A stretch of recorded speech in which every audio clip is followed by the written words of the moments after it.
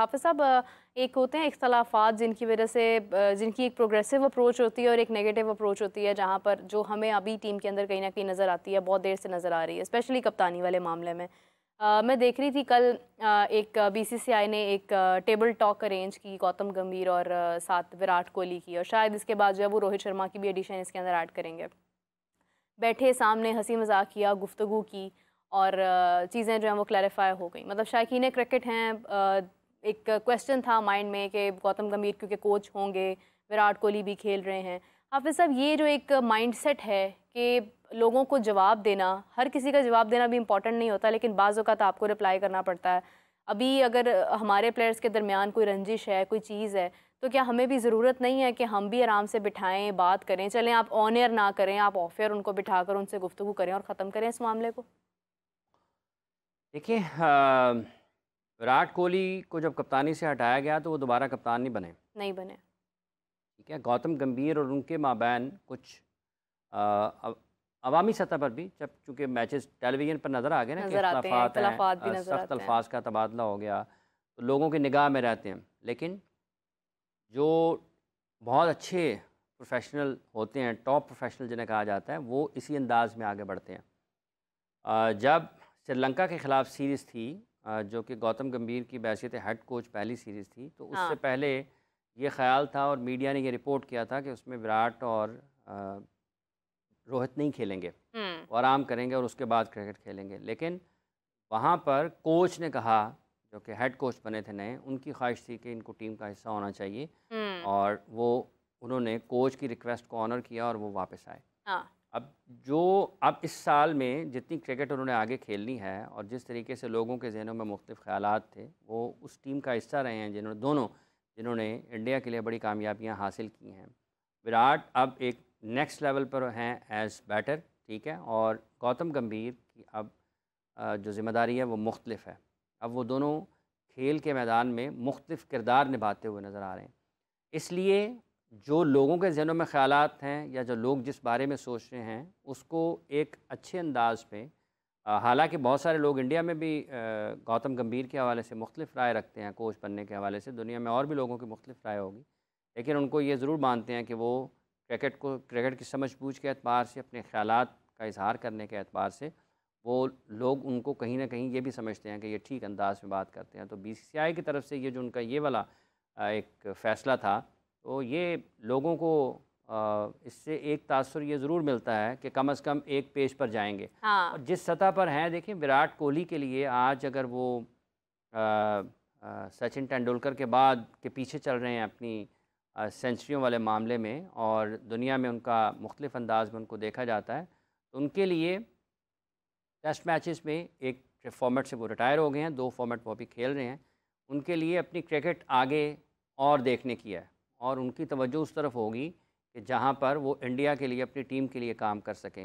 यही वजह है कि आज तक जब से रोहित को कप्तान बनाया गया है, उन्होंने किसी और कप्तान की तरफ बीसीसीआई ने भी नहीं देखा है। नहीं देखा, ऐसा बिल्कुल नहीं सही है कि बात है। उनकी, हाँ, बवक़्ते ज़रूरत जैसे एक जगह पर उन्होंने कप्तान बना दिया, अभी शुभमन गिल गए हुए थे, एक जगह हाँ। पर जसप्रीत बुमराह कप्तान बनकर गए थे, हार्दिक लेकिन पांड्या भी जब इनफैक्ट उनकी उनका भी नाम टीम लिया जो जाता है। उनकी टीम है जिसने बड़ी क्रिकेट खेलनी है, जैसे वो वर्ल्ड टेस्ट चैम्पियनशिप के मैचेस खेल रहे हैं या आईसीसी के इवेंट्स खेल रहे हैं या बड़ी सीरीज़ खेल रहे हैं, वो उनके प्लेयर्स उन्होंने मुंतखब किए हुए हैं कि और यही है आगे बढ़ हमारे। रहे हैं ना, हाँ, मतलब ये नहीं है कि वापस उधर ही जा तो रहे हैं, पीछे से ही तो लोग ये हैं। सोच का फ़र्क है, समझ-बूझ का फ़र्क है, फ़ैसला करने वालों के जो फ़ैसले कर रहे हैं उनके, और जो खेल रहे हैं उनको भी अपनी-अपनी ज़िम्मेदारियों का एहसास है कि उन्होंने कैसे आगे बढ़ना है। आज भी इस वर्ल्ड कप में भी, जो कि 24 का खेला गया, जिसमें इंडिया ने कामयाबी हासिल की है, तो फ़ाइनल तक, जब तक कि फ़ाइनल का टॉस नहीं हुआ था, उस वक़्त तक तो विराट कोहली की कारकर्दगी ठीक नहीं थी ना।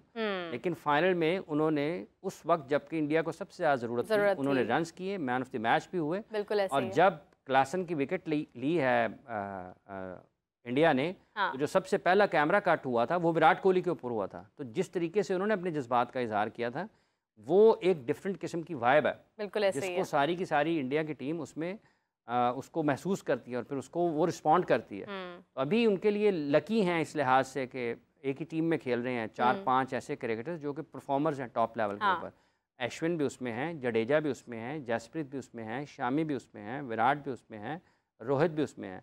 ये सारे के सारे जो हैं ये परफॉर्मर्स हैं, इन्होंने अपनी कारकर्दगी से अपना नाम पैदा किया है और इन्होंने एज टीम खेला हुआ है। तो अब चूँकि नए हेड कोच आए हैं, इसलिए एक जो उन्होंने बातचीत उसमें की है वो इनिशिएटिव यकीनी लिया तौर है। पर लोगों को अच्छा लगेगा, लोग ज़रा और अंदाज में गुफ्तगू करेंगे।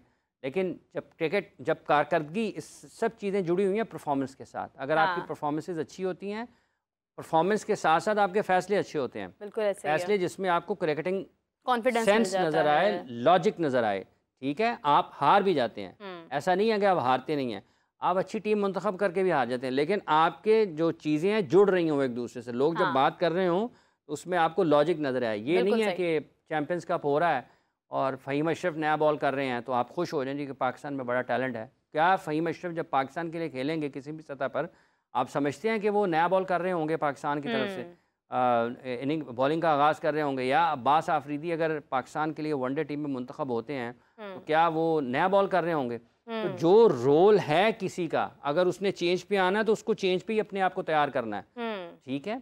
तो ये मुख्तलिफ अंदाज़ हैं क्रिकेट को देखने के, समझने के, पढ़ने के। अब लोगों का उस पर मुख्तलिफ राय है, बस ठीक है, लेकिन आ, ये ये बड़ी डिटेल है इसमें। बिल्कुल सही। हाफ़िज़ साहब, अभी आप बात कर रहे थे तो मुझे याद आया कि कल हमारा जो शो था जिसमें हम स्पेशली प्लेयर्स की इंडिविजुअली परफॉर्मेंस पर बात कर रहे थे, तो उसके जवाब में मुझे एक कमेंट आया हुआ था कि बाबर आज़म इससे पहले उन्होंने 70 प्लस भी स्कोर किया है, 40 प्लस भी स्कोर किया है, और उनसे क्या आप डिमांड करते हैं? हम रन्स कर तो रहे हैं, कहाँ किसने कहा है कि वो रन्स नहीं कर रहे हैं? तो किसने कहा है कि उन्होंने 70 नहीं किया? 70 करने के बाद किसी ने ये कहा नहीं नहीं ये 70 नहीं सिर्फ 7 हैं, किसी ने ये तो नहीं कहा। देखिए बात ये है कि हर किसी का अपना एक अंदाज़ है मैच को और रन्स को देखने का। जब आप 230-32 का मैच खेल रहे हैं और आप चेज़ कर रहे हैं तो उसमें लोग बाबर से ये तवक्को करेंगे कि वो मैच को फिनिश करें और जीत के जाएं। इसमें कोई शक नहीं है कि बाकी खिलाड़ियों का भी उतनी ज़िम्मेदारी है जो दीगर बल्लेबाज हैं, लेकिन जो आपका सबसे बड़ा बल्लेबाज होता है उसके बारे में सबसे ज़्यादा बातचीत होती है। अब अगर 70 करेंगे तो लोग उसको 70 ही बोलेंगे, 170 भी नहीं बोल सकते, ना उसको 7 बोल सकते हैं, ऑब्वियसली ठीक है? सी बात है। तो रन्स कब, कौन, कैसे, कहाँ, कितने कर रहा है, किन हालात में कर रहा है, ज़रूरत क्या है उसके मुताबिक कर रहा है या नहीं कर रहा है, इसके ऊपर बात होती है। और जहाँ तक ताल्लुक़ बाबर का है, वो पाकिस्तान के सबसे कामयाब बल्लेबाज हैं आज के दौर में भी, और पाकिस्तान की क्रिकेट टीम में बैटिंग के शोबे में वो सबसे बड़े क्रिकेटर समझे जाते हैं। तो उनकी कारकर्दगी का मयार उनकी टीम की कारकर्दगी के साथ उसका मवाजना किया जाता है, और उनकी टीम की फतूहात में कितने रन्स की ज़रूरत है उसके हिसाब से किया जाता है। ठीक है, 40 पर भी अगर कोई खुश रहना चाहता है तो ठीक है, उसको खुश होना चाहिए, क्योंकि जो उनके परस्तार हैं उनका ये मानना है कि ठीक है 40 काफ़ी हैं तो ठीक है, काफ़ी हैं। लेकिन टीम की अगर 70 काफ़ी हैं तो ठीक है, काफ़ी हैं। टीम जीती है या हारी है, क्या उस वक्त 40 को 80 में बदलने की, 70 को 120 में बदलने की ज़रूरत थी या नहीं थी? तो ये चीज़ें हैं जिनके ऊपर बात हो सकती है। एक और इम्पॉर्टेंट चीज़ ये भी हाफ़िज़ साहब कि आपके रन्स यहाँ भी मैटर करते हैं जहाँ पर आपको ज़रूरत है। समटाइम्स क्या होता है कि आप जिस तरह आप, अगर हम रिजवान की कल बात कर रहे थे कि 171 रन उन्होंने बनाए लेकिन मैच हम हार गए। अब ठीक है, एक प्लेयर की जिम्मेदारी नहीं है, ये पूरा एक टीम वर्क है, लेकिन जो हमारे टॉप प्लेयर्स होते हैं वो इसीलिए टॉप प्लेयर्स होते हैं कि हमें एक्सपेक्टेशन उनसे ये होती है कि मैच जहाँ फंसेगा वहाँ यही प्लेयर्स हमें उस सूरत हाल से बाहर निकालेंगे। तो फिर आपकी राय उस हवाले से बदल जाती है। हाफ़िज़ साहब, मिक्स मार्शल आर्ट की बात करना चाहूँगी मैं हमारे पाकिस्तान की जानिब से, क्योंकि बहुत अरसे से अगर हम देखते हैं तो मार्शल आर्ट्स का सिलसिला जारी है, लेकिन पाकिस्तान की जानिब से जो है वो एक कोई भी किसी भी खेल को अगर फ़रोग मिलता है तो हमारे लिए एक डेफिनेटली कुछ आइंद बात होती है।